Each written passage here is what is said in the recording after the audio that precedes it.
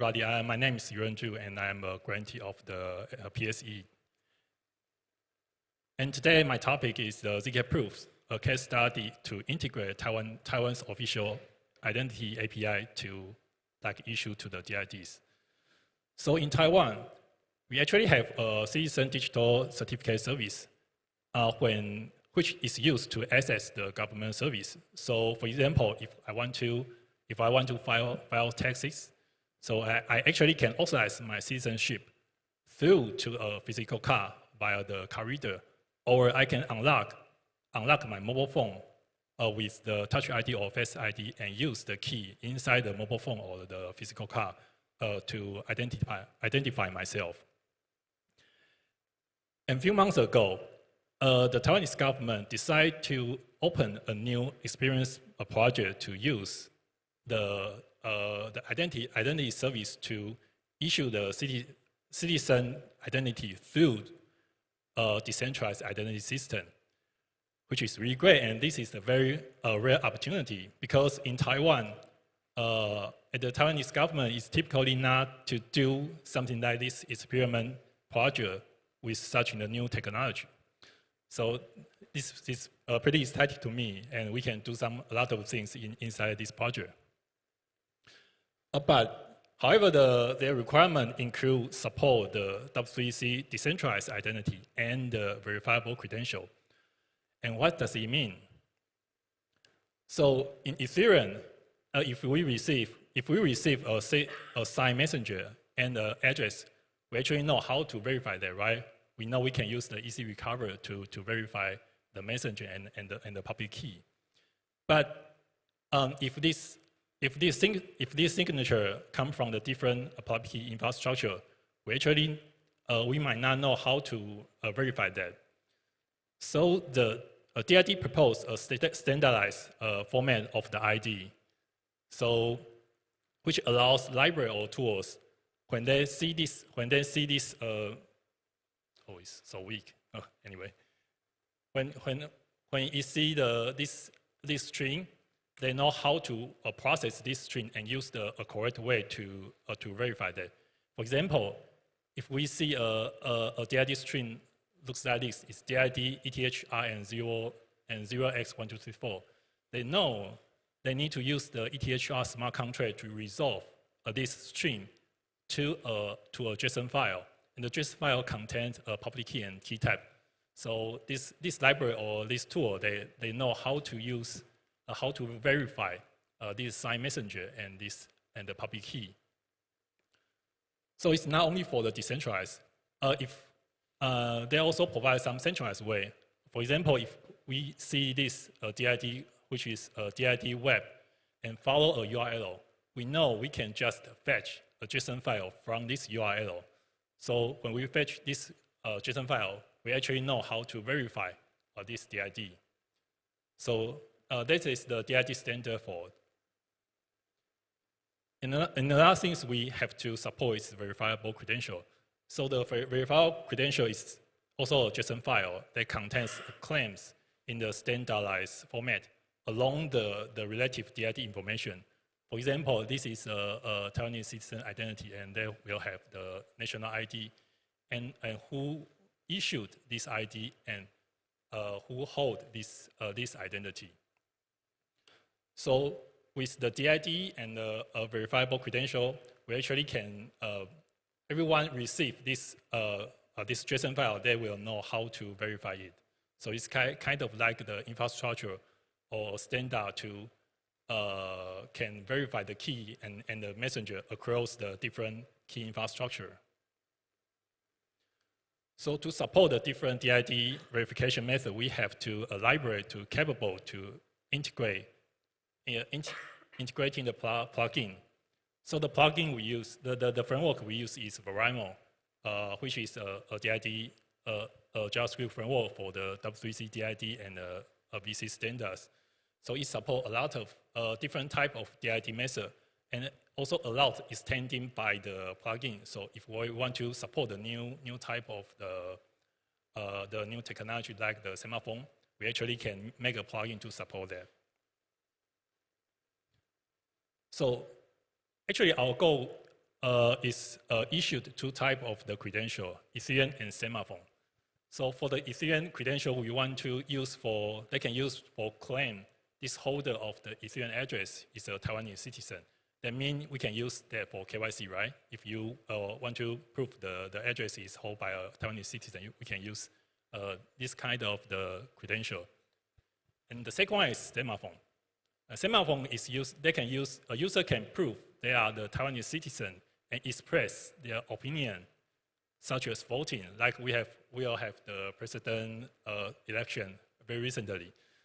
So actually we can use that to express the option, like the voting, without reveal their identity, which is very useful when, to use for like the election or the voting system.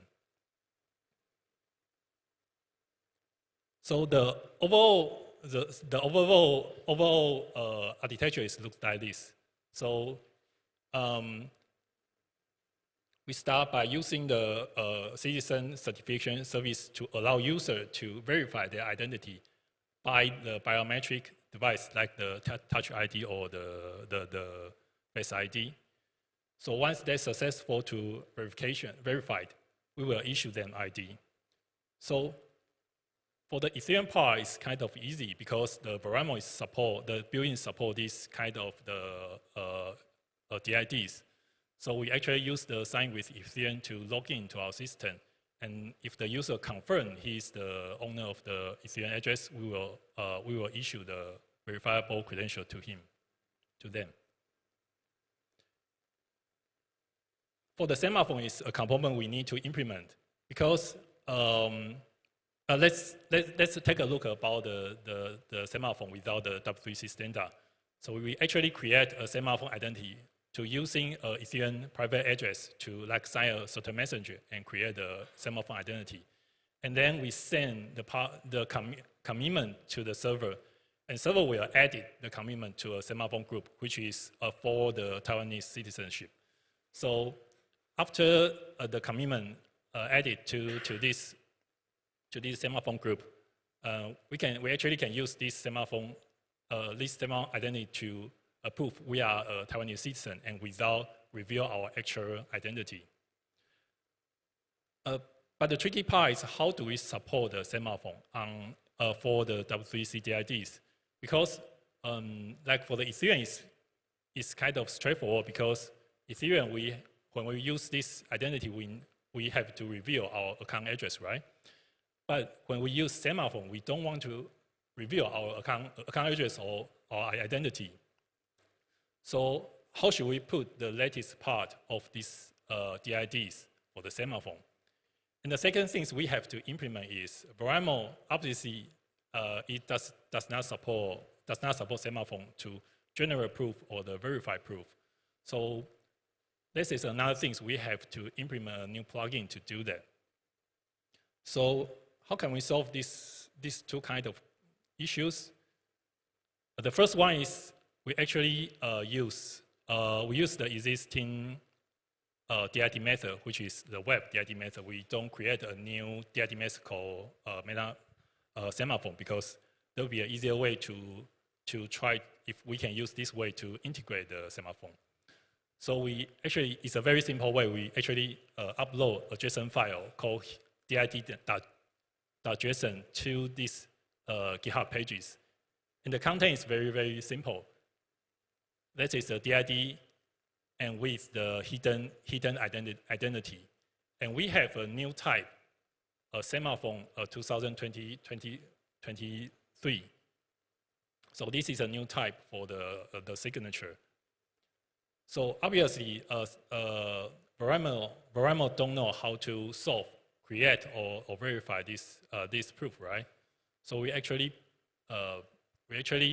create two new Programmable plugin to make it happen. So when we use the Programmable to create a verifiable credential, or we use the Programmable to verify a credential, we actually use our new Programmable plugin to make it happen. So under the hood, we actually just use the semaphore JavaScript library to generate a proof when they create a verifiable credential. and we use the semaphore verify proof when we call the verify credential. Okay, and this is a demo. Can we play the video, please?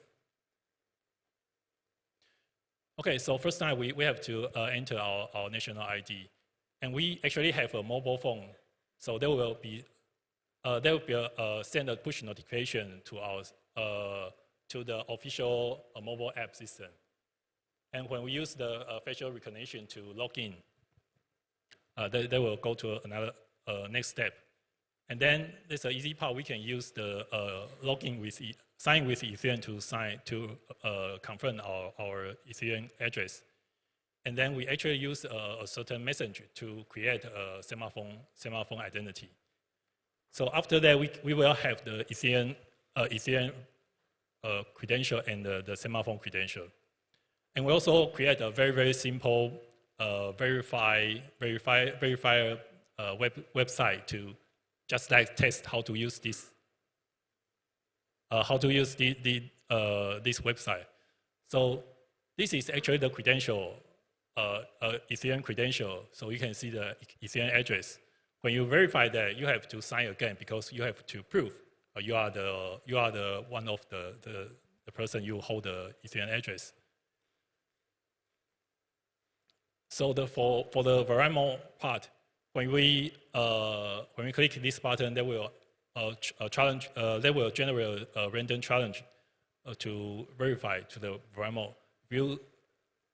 If you see this closely, it's actually the semaphore just wrapping to the a verifiable credential format. So, but it's just like the full proof of the semaphore.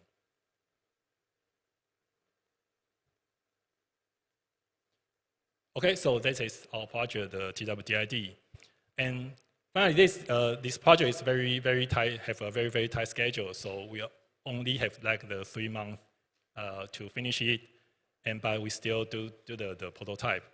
So the government is willing to experiment with the new technology. Is really exciting to me because this is really a real opportunity to do that, because I never see a government that will say, oh, let's do some experience with the DIDs.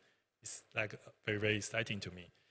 And the things I think we can, I hope we can bring to the government is like the ZK knowledge, like the semaphore, it actually can help on the certain of they can solve some problem that we think is very challenging, like the voting system. In Taiwan, we never have a digital voting system because everyone see there's no good technology to prevent like the fraud or the scam, something like that. So I think the semaphore is a very good example. If we introduce to our government, and they can know we actually have some technology can solve the problem with the ZK technology. Yeah, and that's it. Thank you.